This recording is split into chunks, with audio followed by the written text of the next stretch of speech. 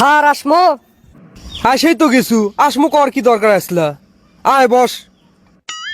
যাক মেলা বছর পর নতুন ক্লাসে তুটলু তালে। হ্যাঁ স্যার, 5 বছর পরে নতুন ক্লাসে তুললাম। যেমনে করোনা এসে বাড়ির দেখে দেখে পরীক্ষা দেওয়ার সুযোগ পাচ্ছিলু, তা না হলে ওই ক্লাসে আবার তো থাকা লাগলে হয়নি। স্যার আমি অতটা খারাপ ছাত্র লয় যে পরীক্ষা দেখে দেখে দেবো। সগলি দেখে দেখে পরীক্ষা দিছে, তুই আবার পীর বাবা হলু কেঙ্কা করে? স্যার দেখে দেখে পরীক্ষা দেওয়া লাগবে দেখে আমি এবার পরীক্ষাই দেইনি। কোষ কি পরীক্ষা দেশনি মানে? তাহলে তোর পরীক্ষার খাতা এলো কুটি থেকে? স্যার কামলা বোঝেন, কামলার থেকে আমি পরীক্ষাটা দিয়ে লিছি। কোষ কি তুই দেখে দেখে পরীক্ষাটাও তুই নিজে দেওয়ার পাসনি, মানুষক থেকে টাকা দিয়ে লেগে লিছু? স্যার নকল করে পরীক্ষা দিয়ে আমার মান সম্মান নষ্ট করা মানুষ আমি লয়। দরকার হয় সারা জীবন একই ক্লাসেই থাকবো। হসেলে থাম, লেখপের পাস না তা না কয় আমাকে ভূগোল বুঝাচ্ছু। তাই এবার কোন ক্লাসে উঠলু সেটা জানিস তো?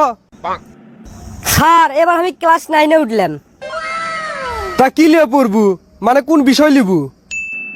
কোন বিষয় আবার? বাংলা, ইংরেজি, গণিত, সমাজ, বিজ্ঞান, ইসলাম শিক্ষা। থাম, এলে বিষয় লয়।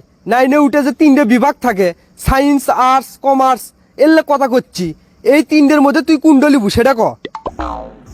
হে আমি তো জানি না 3টে বিভাগ আছে, আমি তো খালি সায়েন্সের নাম জানি। কি রে বিড়বিড় করছু কে? স্যার বিড়বিড় লয়, আমি 3টে লিয়েই পড়মো। কি করলু? মানুষ এটা লিয়েই পড়বে পায় না, আর তুই 3টে লিয়ে পড়বু? স্যার আমার বাপের টাকা পয়সা কি কম আছে? খালি প্রাইভেট আর প্রাইভেট পড়মো। আরে গাদা, খালি প্রাইভেট পড়লেই লয়, নিজের মাথা তো কিছু থাকা লাগে। আর এক ছাত্র এক বিভাগেই পড়ে পায়, 3টে পায় না। হে আগে কবি রে এই কথা। আচ্ছা স্যার কি লিমো তাহলে আপনি না কোন তো কি লেবার কমো আবার? তোর তো 9-এ ওঠার যোগ্যতাই নাই। স্যার আমি সায়েন্স নেবো। কি করলু? সায়েন্স মানে বুঝিস? হ্যাঁ স্যার বুঝি, না বুঝলে কি এমনি লিবার চাচ্ছি? সায়েন্স বানান করে পাবো তো? আর সায়েন্সে কি কি সাবজেক্ট আছে কত? Sir SAINS science. আর সায়েন্সে পদার্থ বিজ্ঞান, ইতিহাস বিজ্ঞান, ভূগোল বিজ্ঞান আর হিসাব বিজ্ঞান, এই কটা সাবজেক্ট আছে। বাবা এত সুন্দর করে বইগুলোর নাম কেঙ্কা করে মুখস্থ করলু তুই?